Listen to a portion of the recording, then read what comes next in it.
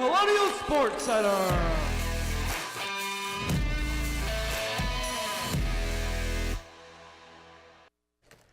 Good evening, everyone. Welcome to another spectacular night of Colonial Sports Center here on RMU-TV.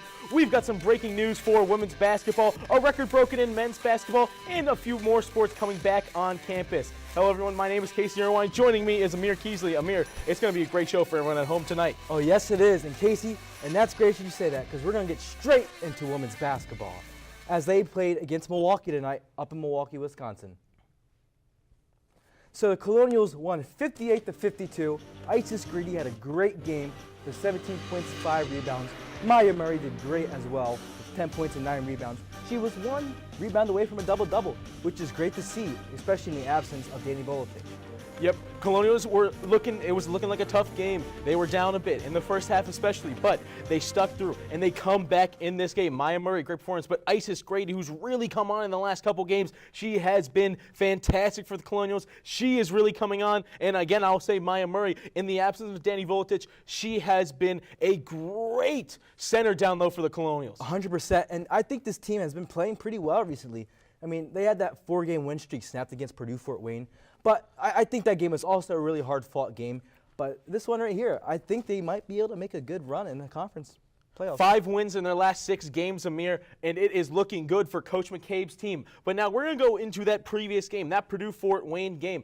This game, it was a tight one. It's Purdue-Fort Wayne, the #1 team in the Horizon League. 14 straight wins coming into their game against the Colonials last Friday at the UPMC Event Center. So let's see how the Colonials fared against the very best team in the Horizon League. You can see here, Coach McCabe coming in 4 straight wins in this one. And the Mastodons, 14 games in a row, 12-0 in conference play. Right here now, we're going to start in the first quarter. It's going to be Purdue-Fort Wayne. They're looking for something as RMU took the lead 3-0. This one's over the head. It's Sabua who's going to get it here. She's going to come right down the court. 3 players around her, but she does not care. She's going to go right on through for the layup, Amir. That was a great play right there. And this is also another great play. We have Caitlin Chomko tossing it to Jenica Suggs. Jack the Chomko for a 3-pointer, Casey. Chomko has been electric from the 3-point line. Suggs getting in some minutes, and she has been great as well. RMU with an early lead. Now we go into the second quarter. Purdue-Fort Wayne looking for an answer on this one. They can't spin around, but right here, gets it over to the sideline. Great fake right there for the 3, and that one is good. What a play right there. Lauren Ross for 3 on that fake. Now Chomko is going to take a deep 3. That one's no good. It's going to be rebounded by Sabua. And Isis Grady is all alone down under the rim. And RMU takes the lead again in the second quarter. RMU looking great going into the second half. Now we're in the third quarter.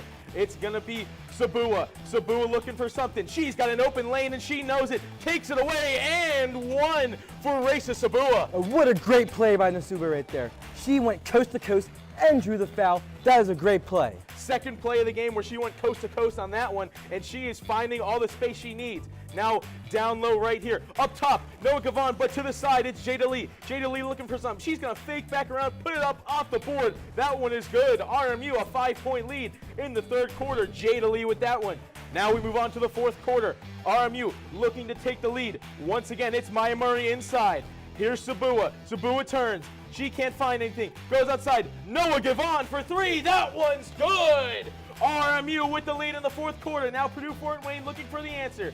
Here comes Jordan Reed. This one's a deep 3. That one's good. Rena Schweiderman puts the Mastodons back in the lead. Now Jordan Reed with the ball. She's going to drive, puts it up, gets fouled, and puts it away.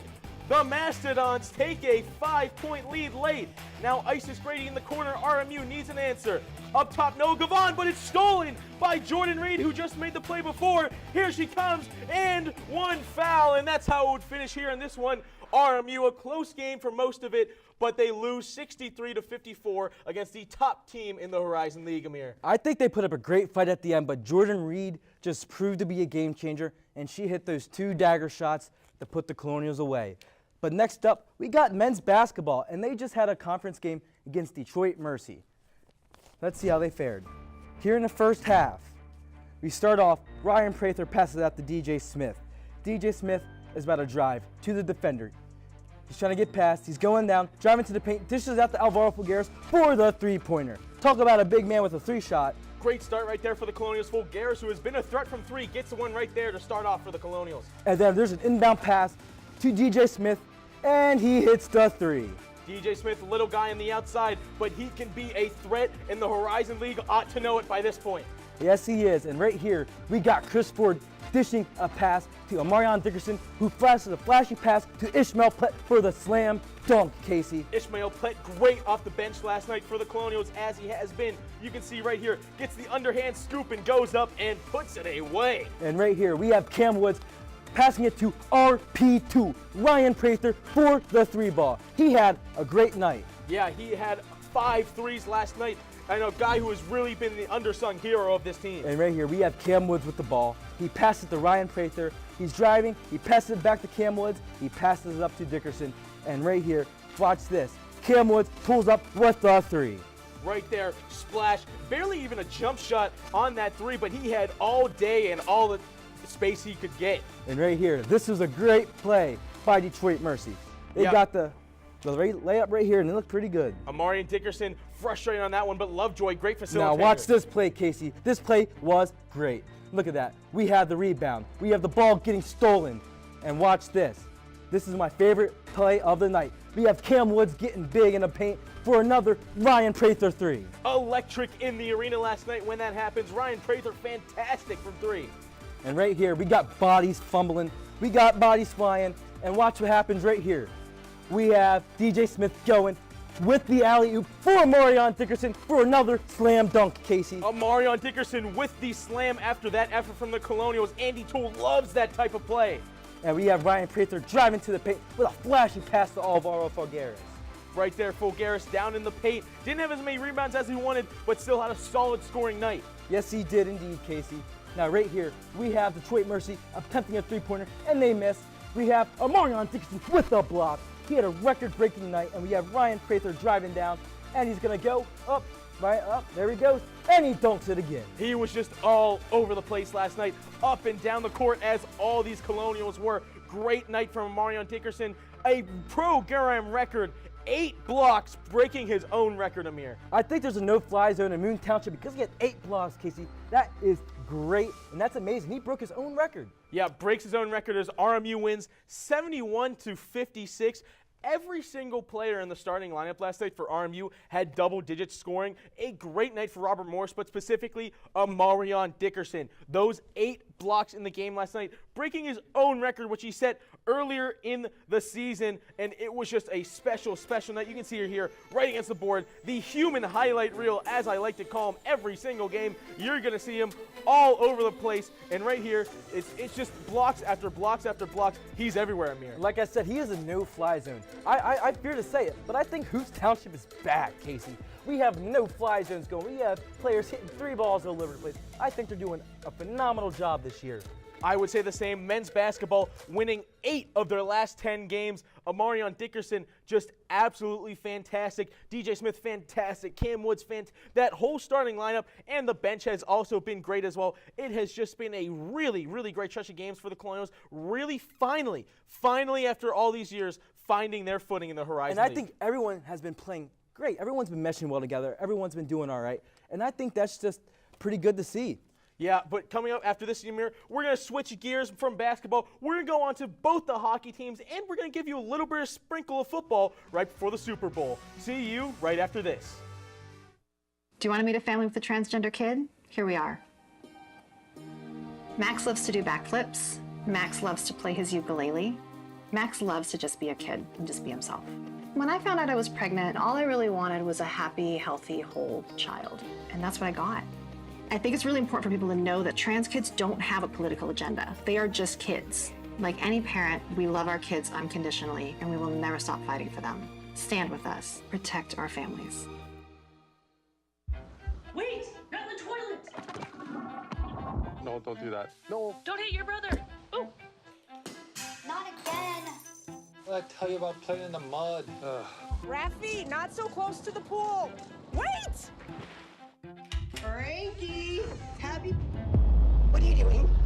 We told you never to touch the gun! I'm sorry, I didn't think it was that big of a deal. You could have hurt yourself! Safely store your guns, unload, lock, and away from ammo.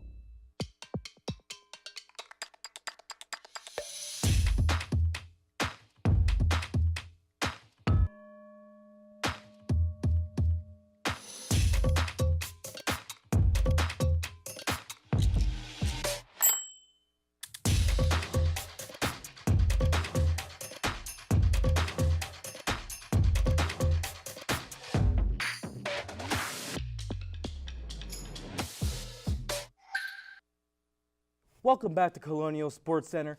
We are back, and we are going to be talking about some hockey. Casey, the hockey teams have been struggling. I hate to say it, but we're going to get into some of their games recently. We're going to be going to the men's versus Mercyhurst here. So the Colonials won against the Mercyhurst Lakers, 1-2. We had Dominic Elliott scoring 2 goals. They were carrying the team on their back. And we had George Cretiers with 2 assists, Casey. I think that's pretty great. Good win in the first game here for the Colonials. A great effort in goal by Carter McPhail. 46 saves, but ultimately the RMU offense just got past them, and the defense was just fantastic. You can see Kokendorfer didn't really even have to make that many saves. No, he did not. But even though it says 3 goals allowed on this one, even though it's a 2-1 game, but RMU gets the win on that. Yes, they did, and this is a much-needed win from the Colonials. They've been struggling recently, and it's good that they were able to get back into the win column. Yeah, great win right there for RMU, but let's go to the second game, Amir. Hence the second game. And the Mercyhurst Lakers and Colonials went tied 3-3. And right here we had Walter Zacher with a goal and assist. Walter Zacher has been a pretty important piece this year for the Colonials. We had Mitch Dielstra with another goal, and then Dylan Malin with 24 saves and 3 goals allowed. Yeah, Zacher returning for the Colonials has been pretty central in their offense in this season, even though they have been struggling. But as I said last week, this team overall is still showing signs of improvement based on last season. We'll see what happens in the playoffs.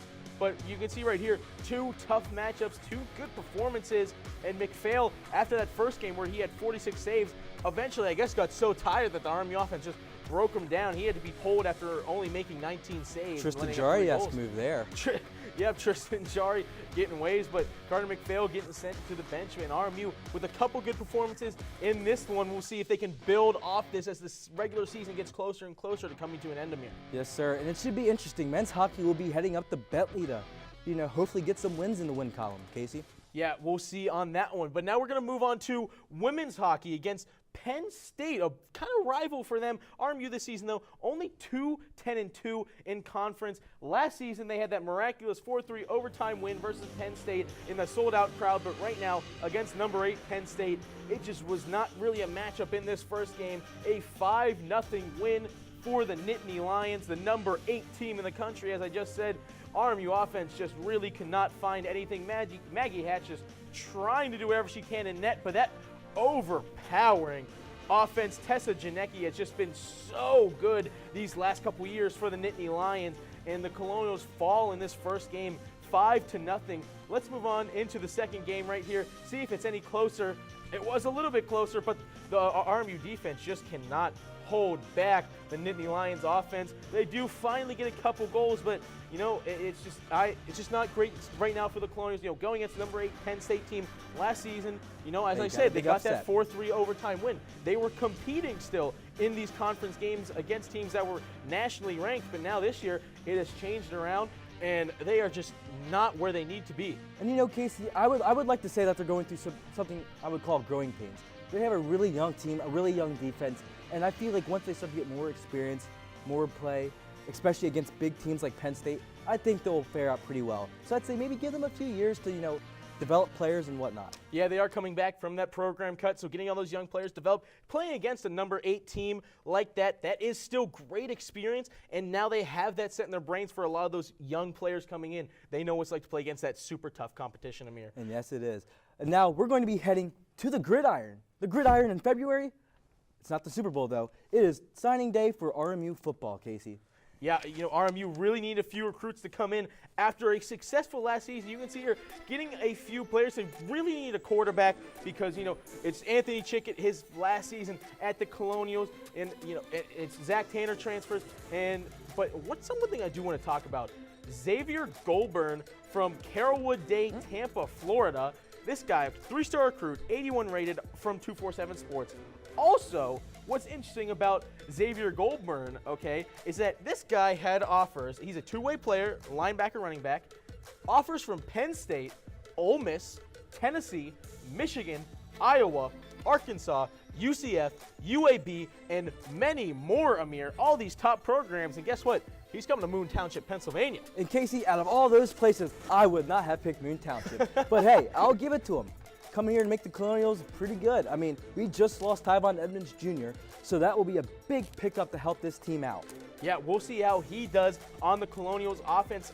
Offense that has struggled at times over the last couple of years, especially in the running game. So we'll see if Xavier Goldburn can help them out. Let's see what happens there, Casey. But coming up after this, Amir, we've got a few sports coming back, like lacrosse, like softball. It's springtime almost, even though it's 6 more weeks of winter, according to Punxsutawney Phil. And later in the show, of course, it's your top 5 plays of the week. We'll see you right here after this on Colonial Sports Center. The death of George Floyd, who died in police custody Monday night. Turning my pain into purpose is pretty much what I have done to start this foundation. It's going to take more than just us, you know, as a foundation. It's going to take the community, the world, to help us make a change, because it just can't be us.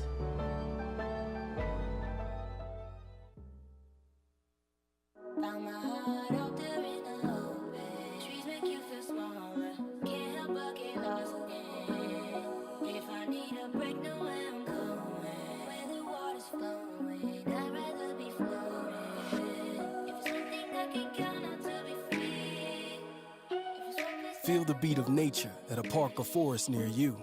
Find a forest and music inspired by nature at discovertheforest.org.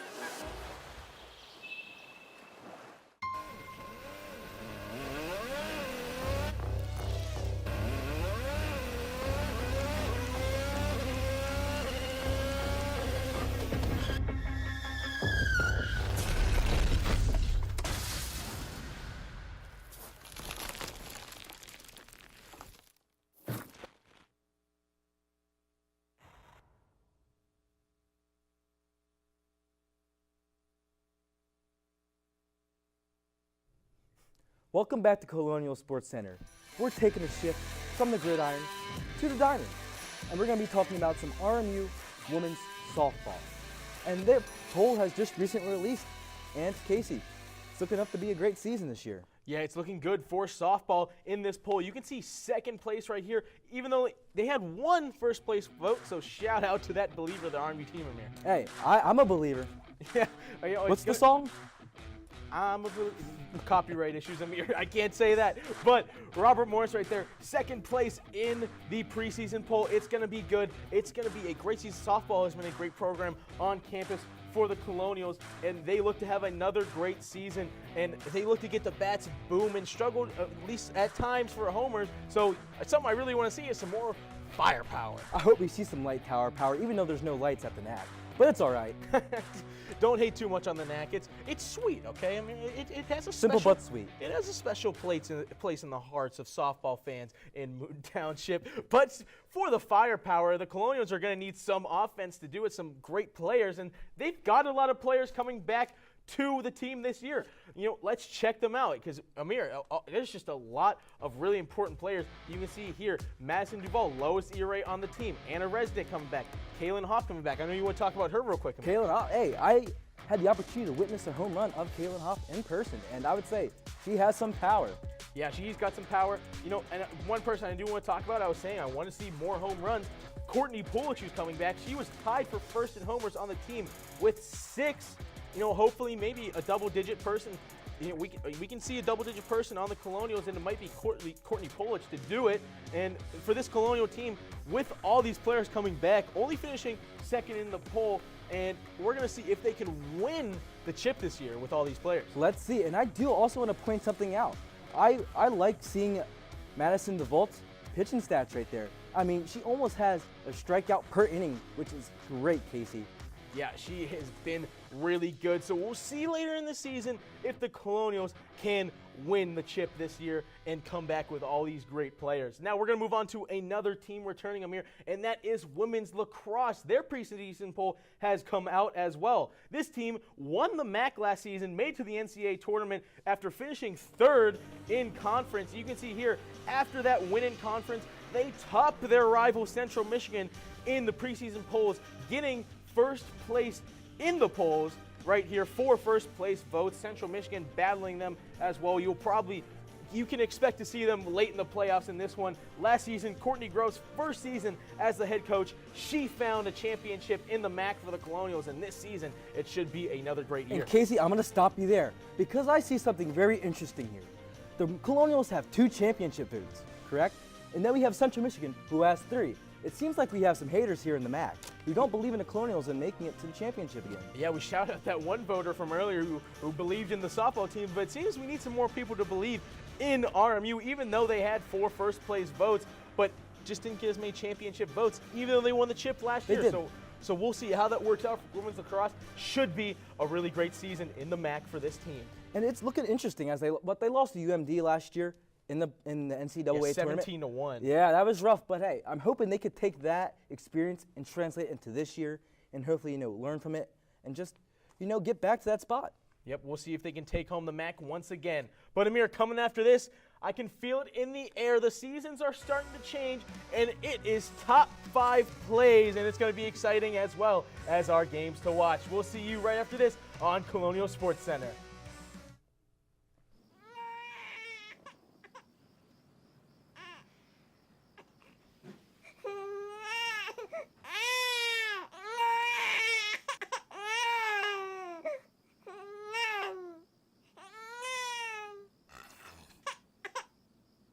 If you love them enough to suck the snot out of their nose at 4 a.m., then surely you'll check nhtsa.gov/the right seat to make sure they're in the right car seat.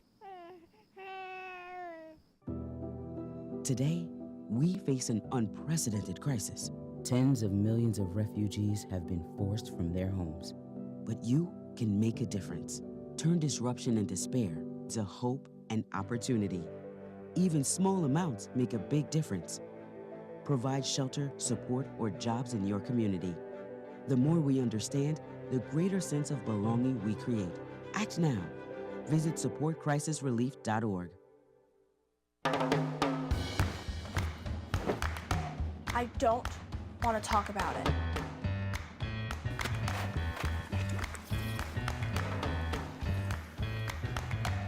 I don't want to talk about it.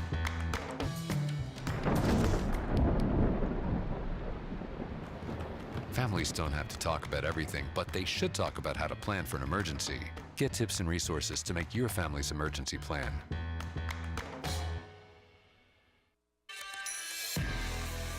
Colonial Sports Center and Amir, we talked about the start, we talked about in the middle, we talked about before break, and, I can feel it. You can feel it. The people at home, they can feel what's about to happen. They can feel it in the air tonight. It is top 5 plays of the week for us here on Colonial Sports Center. The best plays of the week in Colonial Sports. We're going to get started right here at number 5. It's going to be women's basketball. It's going to be Raisa Sabua. She's going to see a lane right here. Drives right past, right down the lane for the layup. And 1 for Raisa Sabua in this tight game against Purdue Fort Wayne. You can see right here off the glass, off the rim, and in on this and 1 for the number 5 play of the week. And we're going from coast to coast to Masonry School because he is about to lay a brick. And guess what? That brick leads to an Amarion Dickerson block. Ryan Prather runs down, passes it, thought it was going to be an alley, oops, and he dumps the ball. I really forgot Masonry School is bricklaying. You had me right there. Wasn't sure what you were talking about, but great one right there. We keep it fresh here on Colonial Sports Center. Now number 3, it's going to be men's hockey. A shot quick right here. It goes behind the net. It's going to come back out to Dom Elliott on the far post. It's in. Dom Elliott ties the game for the Colonials on this one. A snipe to the far post. He did not even think about it. You can see it comes out right here as he's sliding in. He just whips it right there with the wrister. It goes far post. Goalie had no chance on this one for the number 3 play of the week. What a shot. What a snipe for Dom Elliott. And Casey, let me tell you something. This play is definitely something. We have Freeman of Purdue Fort Wayne walking up. She's looking around. We have Jada Lee just scouring the floor. She's going to chase Freeman down.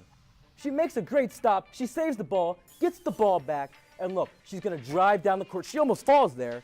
Look, she's looking down the court. Who is she going to find? Noah Gibbon for a 3 ball, Casey. Just an unbelievable effort by Jada Lee right there. Fantastic plays from her and Gavon to finish for the 3, but number 1 play of the week. Oh my goodness, was Andy Toole happy about this one. It's tipped by Cam Woods. He's diving on the floor. He can't get it. Adolfo Garris dives on the floor, falls up Cam Woods. He almost loses it. He puts it up for the slam. Amarion Dickerson. Oh, my goodness. The human highlight reel with our #1 play of the week. Alley-oop.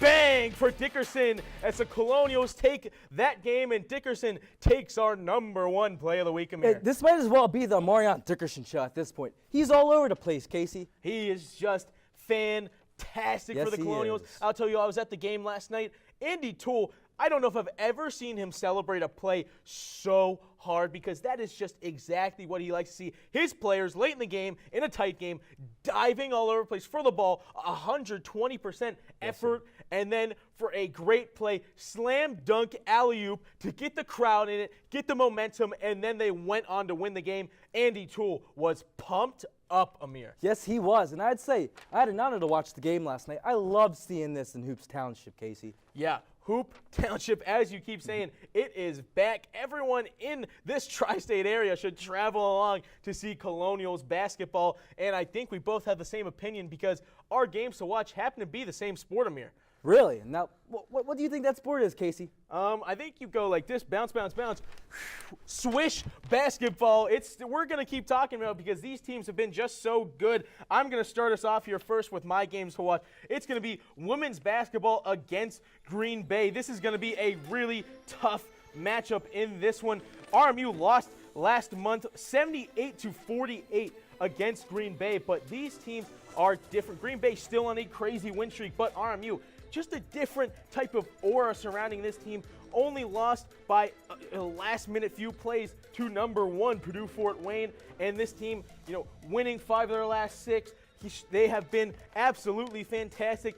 You got to watch out for Raisa Sabua. She has been great. Her stats right there, those are her season stats.